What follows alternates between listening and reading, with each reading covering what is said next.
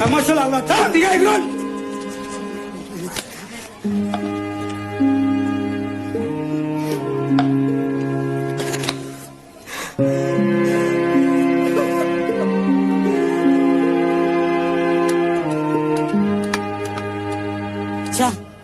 लय बेकार जायला रे.